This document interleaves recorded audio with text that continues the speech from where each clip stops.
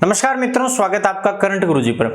आज हम चर्चा करेंगे राजस्थान के मध्य चल रहे राजनीतिक घमासान के बीच एक निकल कर आ रहे मुद्दे दल बदल विरोधी कानून एंटी डिफेक्शन लॉ की।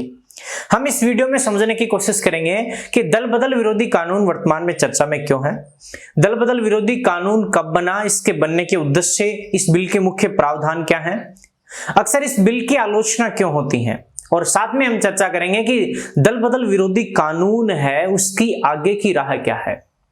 तो आइए इस वीडियो में हम इन सभी सवालों का जवाब जानते हैं। वर्तमान समय में दल बदल विरोधी कानून चर्चा में इसलिए है क्योंकि राजस्थान के मुख्यमंत्री अशोक गहलोत व उप मुख्यमंत्री सचिन पायलट के मध्य राजनीतिक गतिरोध चल रहा है। सचिन पायलट अपने गुट के विधायकों को लेकर सरकार से बाहर निकलने के मूड में है। तो सवाल उठता है कि क्या इन विधायकों पर दल बदल विरोधी कानून लागू होगा, यदि लागू होगा तो इसकी प्रक्रिया क्या होगी। तो हमने सोचा क्यों ना आपको समझा दिया जाए कि आखिरकार दल बदल विरोधी कानून क्या है। दरअसल अपन बात करें तो भारतीय राजनीति में दल बदल कोई नई प्रवृत्ति नहीं है। समय समय पर अलग अलग राज्यों में हमें देखने को मिलता है, दल बदल होता रहता है। लेकिन अपन दल बदल के बीच एक मुहावरे का प्रयोग करते हैं, आया राम गया राम की राजनीति। और यह मुहावरा असल में मुहावरा न होकर काफी हद तक सच्चाई से जुड़ा है। बात 1967 की है, जब कांग्रेसी विधायक हरियाणा में गयालाल ने एक दिन में 3 राजनीतिक दल बदल लिए थे और वहीं से आया राम गया राम की राजनीति नामक मुहावरे का प्रचलन हुआ था। समय के साथ दल बदल की घटनाओं में बड़े स्तर पर वृद्धि हुई, मजबूरीवश दल बदल विरोधी कानून को हमें लाना पड़ा। तो अब सवाल उठता है कि दल बदल विरोधी कानून का उद्देश्य क्या है। दल बदल विरोधी कानून इसलिए लाया गया ताकि भारतीय संविधान के संवैधानिक मूल्यों का संरक्षण और सुरक्षा हो सके, और साथ में सदन और विधानसभा में चलने वाले राजनीतिक भ्रष्टाचार और हॉर्स ट्रेडिंग का जो सिस्टम है इसको बंद किया जा सके, और साथ में आया राम गया राम की राजनीति को बंद किया जा सके, और साथ में दल बदल विरोधी कानून के चलते छोटे आकार की विधानसभाओं में पैदा होने वाले राजनीतिक अस्थिरता को कम किया जा सके। अगर हम बात करें कि दल बदल विरोधी कानून कब बना, तो जाहिर सी बात है दल बदल विरोधी कानून का भारतीय संविधान में मूलतः कोई उल्लेख नहीं था। समय के साथ हमें जरूरत पड़ी तो हमने इसको अडॉप्ट किया। दल बदल विरोधी कानून 52वें संविधान संशोधन द्वारा 1985 में भारतीय संविधान में आया, और इस संविधान संशोधन के माध्यम से संविधान के 4 अनुच्छेदों में संशोधन किया गया, अनुच्छेद 101, 102, 190 और 191। साथ में दल बदल विरोधी कानून के लिए भारतीय संविधान में एक नई अनुसूची 10वीं अनुसूची जोड़ी गई, जिसका संबंध अनुच्छेद 101, 2 और 191, 2 से है। तो अनुच्छेद के अंदर संशोधन करके इस अनुसूची को लाया गया। अब हम बात करते हैं कि दल बदल विरोधी कानून के मुख्य प्रावधान क्या हैं।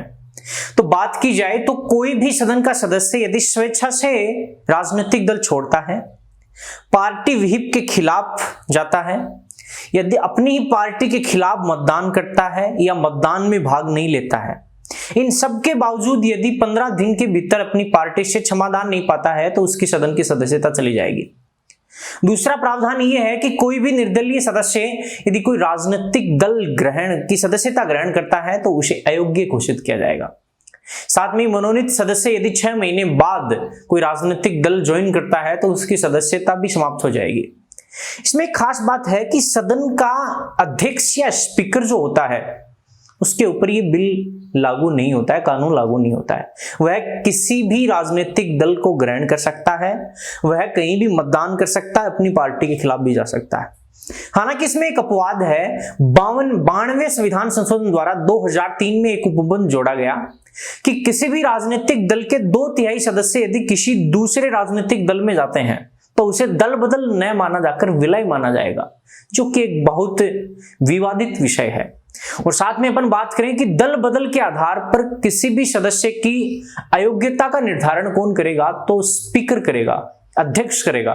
यानी अध्यक्ष, सदन का अध्यक्ष या स्पीकर यह तय करेगा कि उसने दल बदल किया है या नहीं, या उसने इसके नियमों को तोड़ा है या नहीं। दल बदल विरोधी कानून की समय समय पर आलोचना होती है। आइए हम जानते हैं क्यों आलोचना होती है।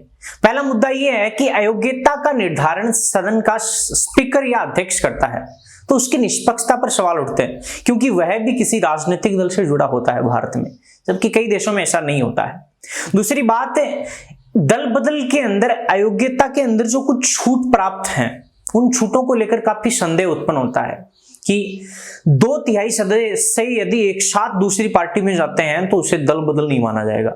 यानी कि खुल्लम खुल्ला दल बदल विरोधी कानून थोक दल बदल को मान्यता प्रदान करता है, और पहले खुदरा होता था यानी एक जाता था, अब एक साथ जाते हैं। दूसरी बात है, भारतीय लोकतंत्र के अंदर जनता का जनता के लिए शासन होता है, जबकि दल बदल विरोधी कानून पार्टी शासन की स्थापना करता है। साथ में दल बदल विरोधी कानून के चलते कई राज्यों में राजनीतिक छोटे आकार वाले विधानसभा हैं, जिन राज्यों में वहां राजनीतिक अस्थिरता उत्पन्न होती है। साथ में अपन बात करें तो कई विशेषज्ञों का मानना है कि यह दल बदल विरोधी कानून पार्टी में अनुशासन के नाम पर स्वामित्व को बढ़ावा देता है। और अगर अपन बात करें तो दल बदल विरोधी कानून बड़े परिपक्व लोकतंत्र में है ही नहीं, जैसे इंग्लैंड और अमेरिका में नहीं है। वहां कोई भी सदस्य अपनी पार्टी के खिलाफ जाकर मतदान कर सकता है, पार्टी से अलग मत रख सकता है और फिर भी उसी पार्टी में बना रहता है। आगे हम जानने की कोशिश करते हैं कि दल बदल विरोधी कानून की आगे की राह क्या है। तो पहली बात तो दल बदल विरोधी कानून का रिव्यू होना चाहिए, क्योंकि यह थोक दल बदल को मान्यता प्रदान करता है, इसे बंद करना चाहिए। दूसरी बात, व्यक्तिगत स्वतंत्रता को कुचलता है, इसलिए इस पर भी विचार होना चाहिए। तीसरी सबसे अहम बात है कि अयोग्यता का फैसला स्पीकर लेता है, और स्पीकर के पास वो भी एक राजनीतिक दल से जुड़ा रहता है, इसलिए उसके पास कोई स्पेशल विधिक या कानूनी जानकारी नहीं होती है। तो इसमें किसी कानूनी या विशेषज्ञ की सलाह लेने के फॉर्मूले को ऐड करना चाहिए। साथ में अपन बात करें तो अलग निकाय की स्थापना करनी चाहिए दल बदल को लेकर, या इसे चुनाव आयोग को सौंप देना चाहिए। बहुत सारे मुद्दे हैं जिन पे हम काम कर सकते हैं। मित्रों, मैंने दल बदल विरोधी संबंधी कानून के जो है सभी डाटा आपको प्रस्तुत करने की कोशिश की है। यदि आपको ये वीडियो पसंद आया है तो इसे लाइक कीजिए और शेयर कीजिए दोस्तों के साथ, और यदि आप हमारे चैनल पर नए हो तो इसको सब्सक्राइब करें और बेल आइकन प्रेस करें। आपका दिन शुभ रहे।